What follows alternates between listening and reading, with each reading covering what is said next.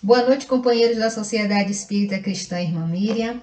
Com prazer, eu, Liamara, estou com vocês mais uma noite e vamos estudar por que sofremos, se a semeadura é livre. Dona Ellen, que me passou esse tema, essa missão, hein, Dona Ellen, de falar por que sofremos, se a semeadura é livre. Mas antes, vamos ver a mensagem aqui do Evangelho segundo o Espiritismo.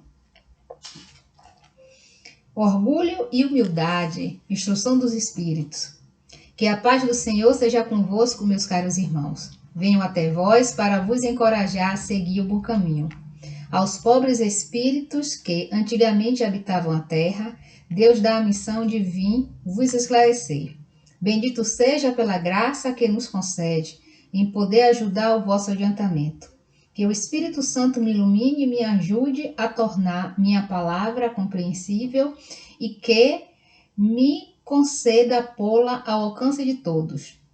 Todos vós, encarnados, que estáis na dificuldade e procurais a luz, que a vontade de Deus me ajude para fazê-la brilhar aos vossos olhos. Que a vontade de Deus nos ajude, que a bondade de Deus nos ajude para que possamos, juntos mais uma vez, estudar essa doutrina espírita que clareia os nossos pensamentos, que dá um rumo seguro para a nossa edificação espiritual. Rogamos a Deus por todos nós, pelos nossos companheiros de humanidade. Que a paz de Jesus esteja nos nossos corações. Bom, meus irmãos, vamos lá, não é? Esse novo modelo diferente. Vamos ver se nós damos conta do recado. Por que sofremos se a semeadura é livre? Sociedade Espírita Cristã Irmã Miriam. Poderíamos buscar vários viés, né? Nós tínhamos que escolher um viés para a nossa conversação. E nós fomos para o Livro dos Espíritos. E vamos ver a questão 614. O que se deve entender por lei natural? O que é a lei natural? Né? A lei natural é a lei de Deus. E a única verdadeira para a felicidade do homem. Então, a lei de Deus é a única verdadeira para a felicidade do homem. Passamos a sofrer quando nos afastamos da lei de Deus. Então, está respondendo a pergunta que Ellen propôs com o tema. Se a semeadura é livre, por que sofremos? Porque quando semeamos, não podemos esquecer, não devemos nos afastar da lei de Deus. Ela lhe indica o que deve fazer e o que não deve fazer. Então, a lei de Deus nos indica que caminho tomar, que decisão seguir. E através do livre-arbítrio, nós escolhemos os caminhos das nossas vidas. E ele não é infeliz senão quando se afasta dela. Então, somos infelizes quando nos afastamos do amor, quando nos afastamos das leis de Deus. Não queremos sofrer? Plantemos, mas tenhamos cuidado. Que sementes estamos plantando? Porque vamos ter que voltar e colher o nosso plantio. A questão 825. Há posições no mundo em que o homem possa se vangloriar de gozar de uma liberdade absoluta?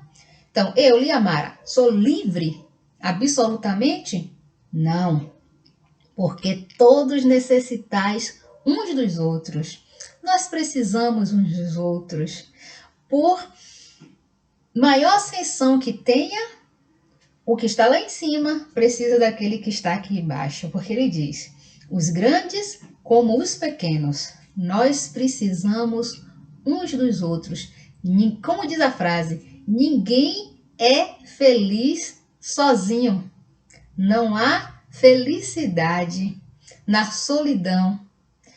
E o indivíduo, por mais grande que seja, ele precisa do camponês que vai plantar o legume, né? Que vai plantar o feijão, o arroz. Precisa do farmacêutico, precisa do frentista no posto de gasolina, O frentista precisa do padeiro, precisa do médico, precisa do advogado. Então, é uma rede solidária. Nós precisamos uns dos outros. Na questão 834, o homem é responsável pelo seu pensamento? Boa pergunta, né? O homem é responsável pelo seu pensamento? Ele é responsável diante de Deus. Só Deus, podendo conhecê-lo, o condena ou absolve segundo a sua justiça. Está lá nos 10 mandamentos. Não julgarás. Nós não temos a capacidade de penetrar os pensamentos, de saber o que move o indivíduo. Então, nós não devemos julgar. E o livro dos Espíritos é bem claro. Nós somos responsáveis, mas só Deus conhece os nossos pensamentos. Só Ele pode nos condenar ou nos absolver. Questão 835. A liberdade de consciência é uma consequência da liberdade de pensamento? Eu sou livre conscientemente? A consciência é um pensamento íntimo que pertence ao homem, como todos os outros pensamentos. É interessante que às vezes a gente recorre, né? Você não tem consciência? Quando nós queremos fazer com que a pessoa entenda ou coloque-se no lugar do outro para a qual ele está, no lugar do outro que a sua ação está atingindo naquele momento. Então, quantas vezes também a pessoa fala, ou alguém fala conosco, mas será, Lia, que você não tem consciência? Nesses tempos de Covid, quando nós vemos pessoas descumprindo as regras da OMS para a não disseminação do coronavírus, a gente não pergunta? Mas você não tem consciência? Né? É como diz, a consciência é um pensamento íntimo que pertence ao homem. Questão 838. Toda crença é respeitável, mesmo que seja notoriamente falsa? Essa é a pergunta. Bom, a crença, ela é respeitável, mesmo sendo falsa? Toda crença é respeitável. Olha o que o livro dos Espíritos diz. Toda crença é respeitável, quando é sincera e conduz à prática do bem. Então, eu posso respeitar toda crença, vírgula, quando é sincera e conduz à prática do bem. As crenças repreensíveis são as que conduzem ao mal. Não é isso? Porque nós não podemos ficar, mas eu não vou falar nada, eu não vou me intrometer, está acontecendo tal coisa, mas eu devo respeitar a liberdade, né, da crença da pessoa. Calma, nós precisamos respeitar toda crença quando é sincera e conduz à prática do bem. Se a crença conduz ao mal, conduz ao prejuízo, é óbvio que essa crença ela é repreensível. E a questão 841 esclarece ainda mais. Deve-se, em respeito à liberdade de consciência, deixar se propagarem doutrinas perniciosas? Ou se pode, sem insultar a essa liberdade, procurar trazer de novo ao caminho da verdade aqueles que se perderam por falsos princípios?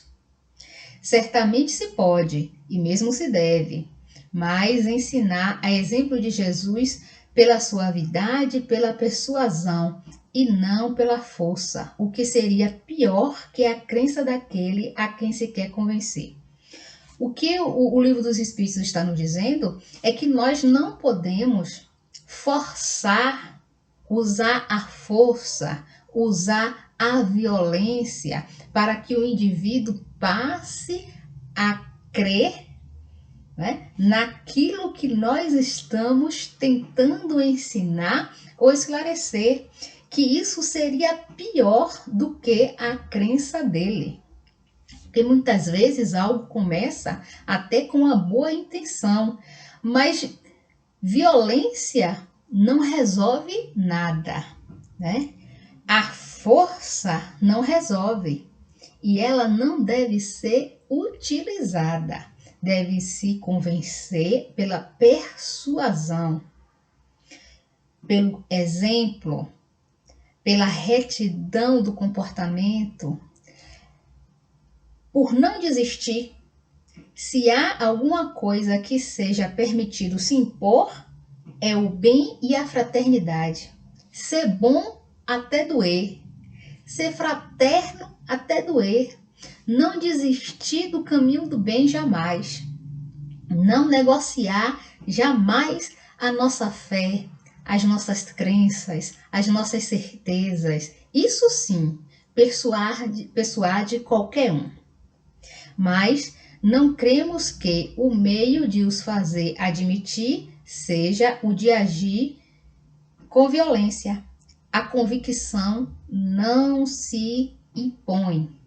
Aquele que se utiliza da força para impor um conceito, ele já perdeu, porque ele não consegue ensinar através do amor, através da fraternidade, através da resistência amorosa.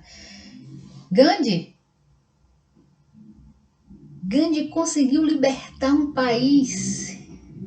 O seu exemplo de retidão, de amor, de pacificação, o seu protesto silencioso com as suas greves de fome, o seu exemplo, ele conseguiu persuadir o império.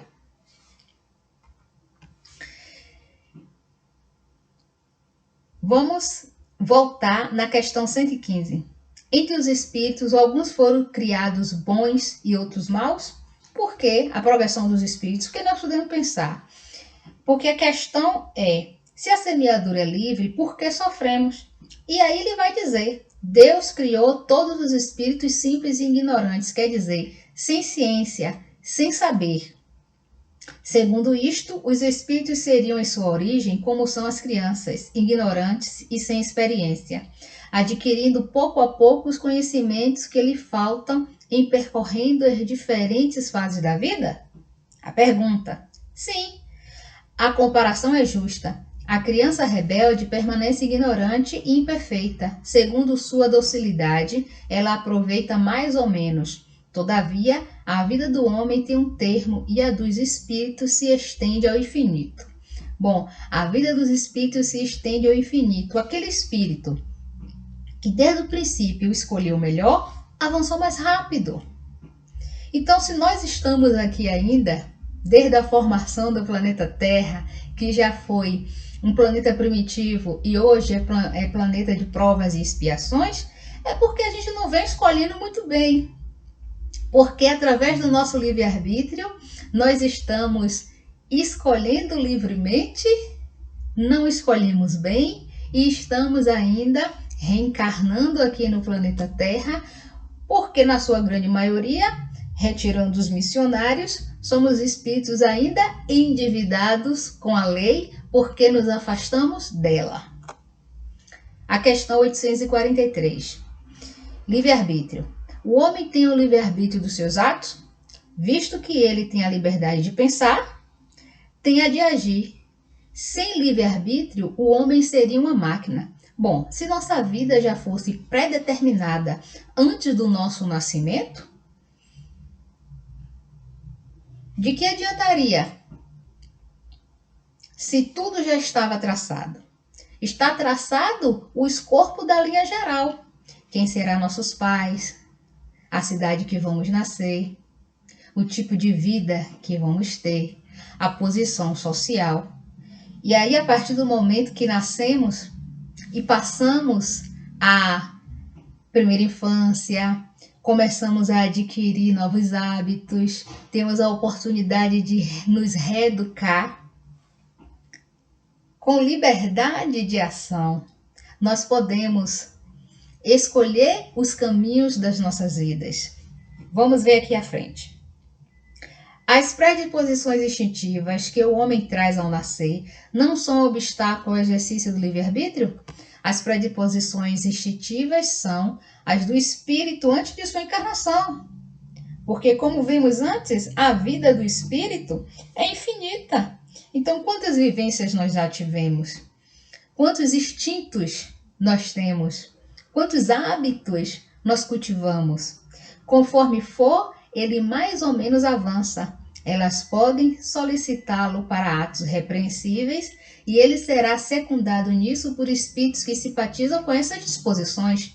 Então, nós podemos, através dos nossos instintos, das nossas semeaduras passadas, que não deveriam ter sido semeadas, nos sentirmos arrastados para voltar aos velhos hábitos e vamos ter companhias espirituais que simpatizem com esses hábitos.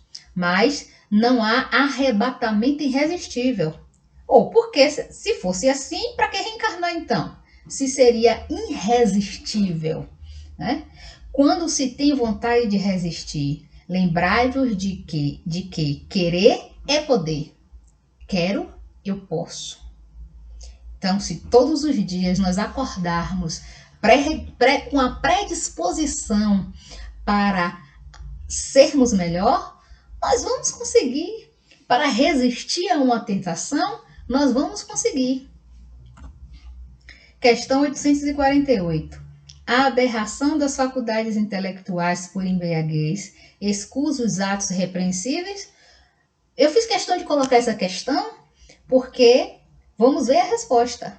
Não, porque o bêbado está voluntariamente privado de sua razão para satisfazer paixões brutais. Em lugar de uma falta, ele comete duas. Então, a pessoa que se embriaga e, através dessa embriaguez, perde a razão, fica privado da razão por algum momento e acaba cometendo um ato que não deveria, este indivíduo comete duas faltas. Por quê? Perdeu a razão, estava privado da razão para satisfazer paixões brutais. Em lugar de uma, comete duas. Questão 850. A posição social, algumas vezes, não é um obstáculo à inteira liberdade dos atos? Boa pergunta, não é? O mundo tem, sem dúvida, suas exigências. Deus é justo e leva tudo em conta, mas vos deixa a responsabilidade do pouco esforço que fazeis para superar os obstáculos.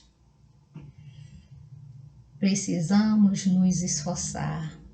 Precisamos realmente entender que Deus, os bons espíritos, nossos anjos da guarda, os espíritos familiares que nos querem bem, torcem pelo nosso sucesso. Nos ajudam de todas as formas possíveis, sem macular a lei, para que tenhamos sucesso. É preciso que a gente entenda isso. Por maior que seja o obstáculo, sempre haverá o caminho, a solução na qual não prejudiquemos ninguém, nem a nós mesmos. Deus é bom. Tudo que Deus faz é bom.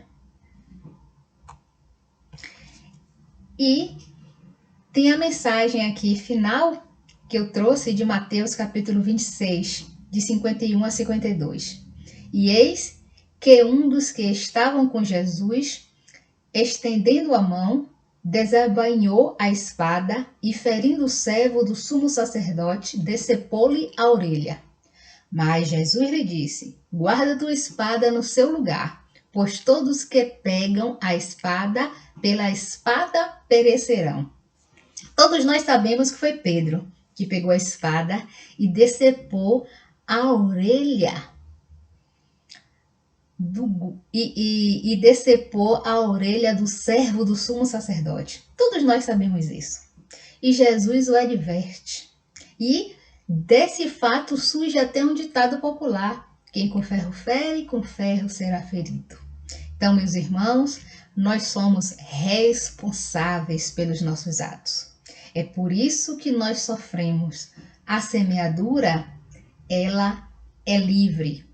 Nós podemos agir da maneira que a nossa consciência permite.